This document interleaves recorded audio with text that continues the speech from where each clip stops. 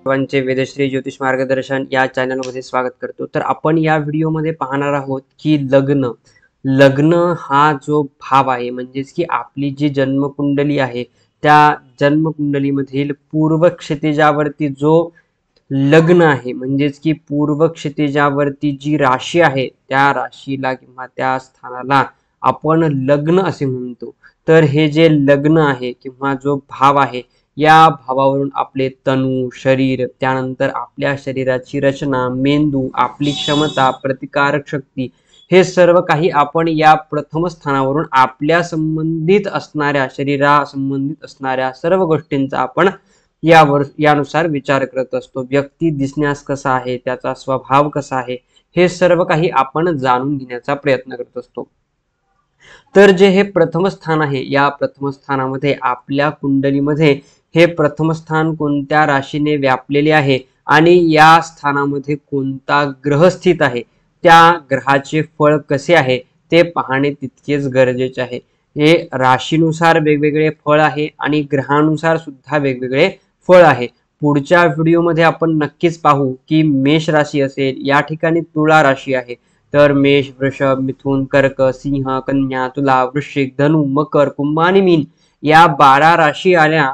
तर 12 राशीनुसार वेगवेगळ्या प्रकारे कशा प्रकारे फळ आपल्याला या लग्न भावावरून आपल्याला प्राप्त होत असते हे सुद्धा पाहणार आहोत।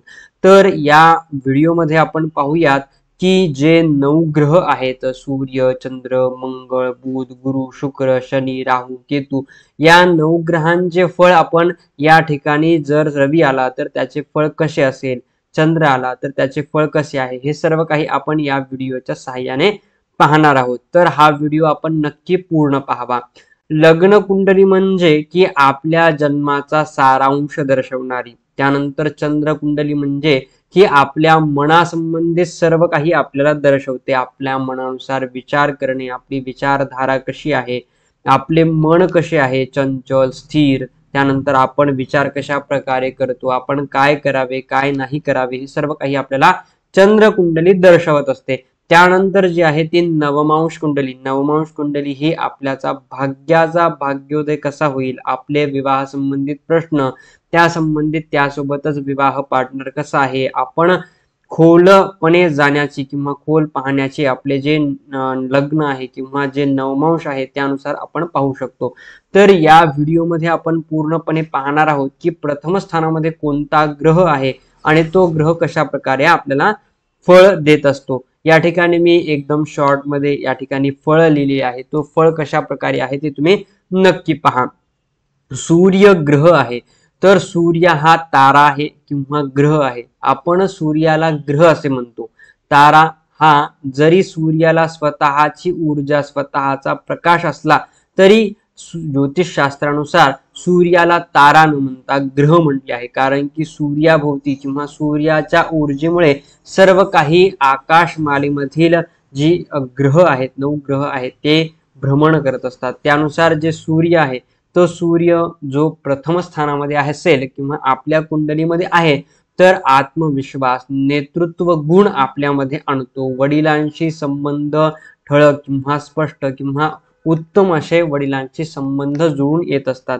रवी हा पित्याचा कारक आहे, आत्म्याचा कारक आहे, ऊर्जा, वनस्पतीचा कारक आहे, झाडे, झुडुपे, धन, धान्य या संबंधित सर्व काही ऊर्जा आपल्या शरीराला मिळत असते ती सूर्यामुळे मिळत असते। तर हा सूर्य प्रथम स्थानामध्ये जर असेल तर त्याची बौद्धिक क्षमता अशी उत्तीर्ण असते, नेतृत्ववान असतो, कर्तृत्ववान असतो। हा व्यक्ती अत्यंत असा प्रबळ आपल्या कार्यांना निभवण्याचे कार्य हा व्यक्ती करत असतो, कारण की याच्या कुंडलीमध्ये सूर्य हा प्रथम स्थानामध्ये बलवान असा असेल तर उत्तम असे फळ आपल्याला प्राप्त करून देत असतो। त्यासोबतच हा जर सूर्य अशुभ राशीमध्ये किंवा अशुभ ग्रहासोबत, तर अशुभ ग्रह कोणते, राहू, केतू किंवा चंद्र आहे, किंवा या सूर्यासोबत जर शनी बसलेला असेल, शनी आणि हे सूर्य अत्यंत शत्रू आहे, तर त्या ठिकाणी जर शनी बसला असेल सूर्यासोबत प्रथम स्थानामध्ये तर त्या ठिकाणी हे आपल्याला अशुभ फळ देतात। तर अशुभ फळ काय देतात, तर दीर्घायुष्यामध्ये कमतरता किंवा आयुष्य कमी करणे, आरोग्यासंबंधित विकार करणे, मेंदू संबंधित विकार निर्माण करणे, शरीराची यष्टी किंवा शरीर सडपातळ असणे, त्यानंतर अग्नीची उष्णता वाढवणे आपल्या शरीराची, त्या संबंधित पुन्हा नेतृत्वामध्ये काही गुण कमी येतात किंवा आत्मविश्वासामध्ये आपल्याला कमतरता भासते, वडिलांशी संबंध काहीतरी बिघडलेले असतात. या प्रकारे आपल्याला हा सूर्य जर दूषित असेल, पापग्रहांशी असेल तर निगडित असेल किंवा अशुभ राशीमध्ये असेल किंवा पापग्रहांची त्यांच्यावर दृष्टी पडत असेल तर हे अशुभ फळ आपल्याला मिळत असते. त्यानंतर जो आहे चंद्र, तर चंद्र आपल्याला कशा प्रकारे फळ देतो, तर चंद्र हा मनाचा कारक आहे.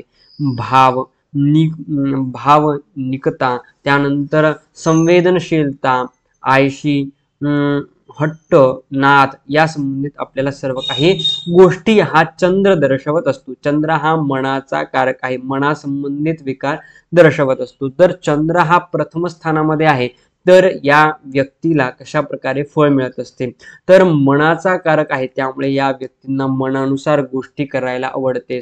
दुसऱ्यांच्या आधिपत्याखाली न राहणे किंवा स्वतः सारखे वागणे किंवा मनासारख्या गोष्टी आपल्या जीवनामध्ये घडवून आणण्याचा प्रयत्न करणे किंवा आपण जे काही कार्य करत आहोत तेच बरोबर आहे असे पण या व्यक्तींचे भावना किंवा स्वभाव आपल्याला दिसून येतो. त्यानुसारच हे जो व्यक्ती असतात ते मनाने जास्त विचार करतात. त्यासोबतच चंद्र आहे, चंद्र हा आपल्याला गोरेपणा देतो. त्यानंतर गोरे दिसणारे व्यक्ती असतात किंवा या व्यक्तींचे जे शरीर आहे ते थोडेसे जाडजूड असते. यासोबतच जर राहू असेल किंवा सूर्य आहे किंवा मंगळ आहे तर त्यानुसार जे व्यक्ती आहेत ते मध्यम जाडजूड किंवा त्यानुसार असतात. तर या ठिकाणी जर चंद्र आणि गुरु असेल, जर गजकेश्री योग निर्माण होत असेल तर हे व्यक्ती बऱ्याच प्रमाणात जाड दिसून येतात. परंतु यासोबतच जर अग्नितत्वाचे ग्रह आहेत, रवी मंगळ यांची दृष्टी पडत असेल तर त्यांचे जे शरीर आहे ते जाड होण्यापेक्षा किंवा लठ्ठपणा येण्यापेक्षा ते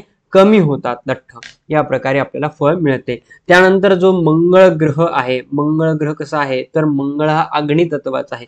सूर्याला ज्या प्रकारे ऊर्जा आहे ती आत्म्याचा कारक आहे. आत्म्याला ज्या प्रकारे ऊर्जा लागते ती प्राप्त करून देण्याचे कार्य सूर्य करतो. तर मंगळ हा क्रूरता, त्यानंतर मंगळ हा विध्वंसक ऊर्जा आपल्याला प्रदान करत असतो.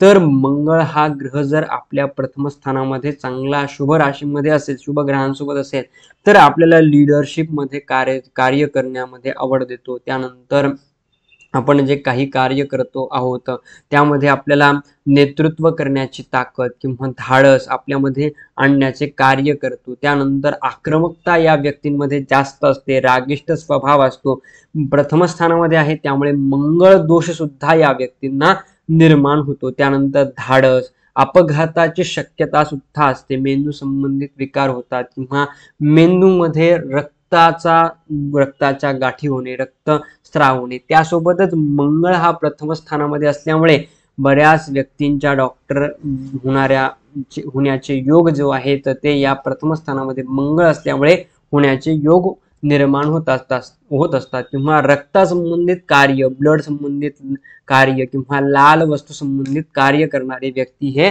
मंगळ ग्रहासंबंधित असतात. त्यानंतर जो बुध आहे तर बुध हा बुद्धीचा कारक ग्रह आहे, बुद्धीचा कारक ग्रह आहे.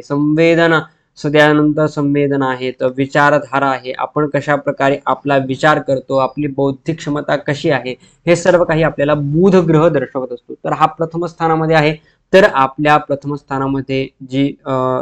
स्थानामध्ये जर असेल तर अत्यंत शुभकारी असे फळ आपल्याला प्राप्त करून देतात. हे व्यक्ती बुद्धिमान असतात, विद्यावान असतात, त्यानंतर कौशल्य प्रधान असतात, वाणीमध्ये अत्यंत मधुरता, विनोदी स्वभाव असतो किंवा या व्यक्तींचे बौद्धिक क्षमता ही उत्तम अशी या व्यक्तींना प्राप्त होत असते या प्रथम स्थानामध्ये जर असेल तर. त्यानंतर गुरु आहे, गुरु हा ज्ञानाचा कारक आहे.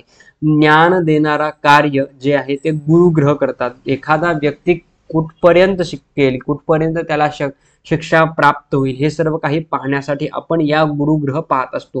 तर गुरु आपल्या प्रथम स्थानामध्ये असेल तर शिक्षण असे उत्तम प्राप्त होते, बौद्धिक क्षमता उत्तम असेल, ज्ञानाची प्राप्ती या व्यक्तींना लवकर होते, आकर्षण शक्ती किंवा या व्यक्तींना कॉन्सन्ट्रेशन शक्ती जास्त असते, ही सर्व काही व्यक्ती प्राप्त करून घेऊ शकतात. त्यानंतर नैतिकता, धर्म, शिक्षणात प्रगती या व्यक्तींना प्राप्त होत असते। त्यानंतर जो शुक्र ग्रह आहे, शुक्र काय तर लक्झरी, सौंदर्य, प्रेमी, कला, भौतिक सुख यांचा तो भोगणारा व्यक्ती असतो। त्यानंतर लक्झरी लाईफ सुद्धा या व्यक्तींना प्राप्त करण्यासाठी हे व्यक्ती झटत असतात आणि यांना लक्झरी लाईफ सुद्धा प्राप्त होत असते। शुक्र आहे त्यामुळे हा व्यक्ती सौंदर्य किंवा सौंदर्यपूर्ण असा हा व्यक्ती पुरुष किंवा स्त्री असते। त्यामुळे हे व्यक्ती अत्यंत सौंदर्यपूर्ण दिसणारे व्यक्ती असतात। त्यानंतर जे शनी आहे, शनी महाराज म्हणलं की आपण प्रत्येक वेळा भीत असतो किंवा शीघ्र विलंब किंवा आपले कार्यामध्ये बाधा निर्माण करण्याची कार्य प्रत्येक वेळेला आपण करत असताना पाहत असतो। तर जो शनी आहे तो शनी ग्रह कशा प्रकारे आपल्याला फळ देतो तर शिस्त लावतो, न्याय दाखवतो, न्यायप्रिय या व्यक्तींना बनवतो।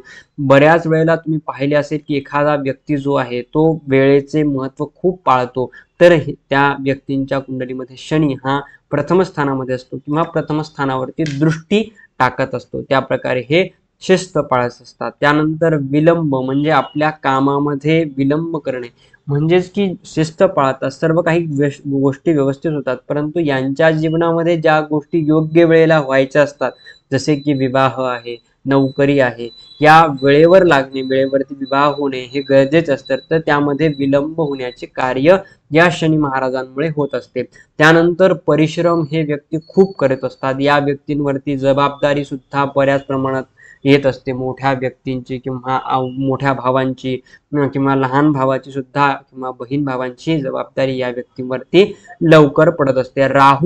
राहू हा कोणताही ग्रह नाहीये किंवा राहू आणि केतू हे दोन ग्रह एक्झिस्ट मध्ये कोणत्याही प्रकारचे ग्रह नाहीयेत, परंतु ते जे आहेत ते पृथ्वीच्या आणि चंद्राच्या गतीनुसार किंवा जे बिंदू बनतात त्या बिंदूला आपण राहू आणि केतू असे म्हणतो। तर हे राहू आणि केतू जर आपल्याही कुंडलीमध्ये प्रथम स्थानामध्ये असतील तर आपल्याला कशा प्रकारे फळ देतात। राहू आणि केतू हे सुद्धा पापग्रह आणि अशुभ ग्रह आहेत।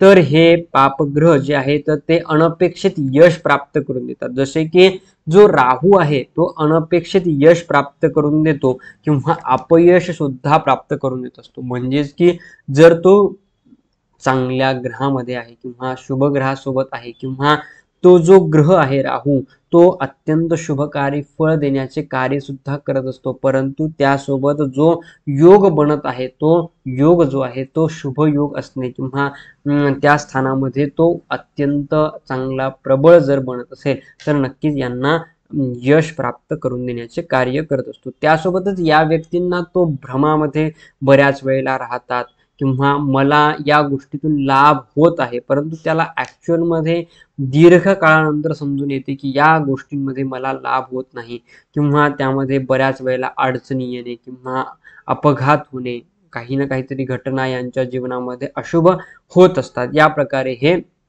व्यक्ती असतात। त्यानंतर हटके विचार म्हणजे वेगवेगळ्या प्रकारचे विचार हे व्यक्ती करत असतात, त्यांचे विचार हे चांगले असतात, परंतु बऱ्याच वेळेला या विचारांमुळे काही वेळेला यांचे नुकसान सुद्धा होते। केतू हा आध्यात्मिकता या व्यक्तींना दाखवून देतो। त्यानंतर अंतर्मूर्खता किंवा काही ना काही हे व्यक्ती मूर्खता करत असतात, आपल्या जीवनासंबंधित विचार करणे किंवा काही गोष्टींना ते जे आहेत मूर्खता त्यांची सोसायटीमध्ये दिसून येते किंवा त्यामुळे त्यांना त्रास निर्माण होत असतो किंवा ते व्यक्ती ऐकत नाही, स्वतःचेच करून दाखवतात, या प्रकारे यांचा स्वभाव यांना बनत असतो, म्हणजेच की एकेखोरपणा त्यांना असतो। या प्रकारे हे 9 ग्रह आहेत आणि यांचे या प्रकारे आपल्याला फळ प्राप्त होत आहे। तर आपल्याही कुंडलीमध्ये आपण स्वतः पहा की आपल्या कुंडलीमध्ये चंद्र, सूर्य, मंगळ जे 9 ग्रह आहेत ते कुंडलीमध्ये कोठे आहेत आणि त्यांचे फळ आपल्याला कशा प्रकारे प्राप्त होत आहेत, हे सर्व काही आपण या व्हिडिओच्या साहाय्याने या चॅनलच्या साहाय्याने पाहत असतो। तर हा नक्कीच व्हिडिओ पूर्ण पाहावा आणि त्यासोबतच आपण या चॅनलला नक्कीच सबस्क्राईब, शेअर आणि लाईक करावे, म्हणजे येणारे नवीन व्हिडिओ तुमच्यापर्यंत लवकरात लवकर पोहोचतील। आणि पुढचा जो व्हिडिओ असेल तो आपण द्वितीय भावासंबंधित पाहणार आहोत। द्वितीय भावामध्ये कोण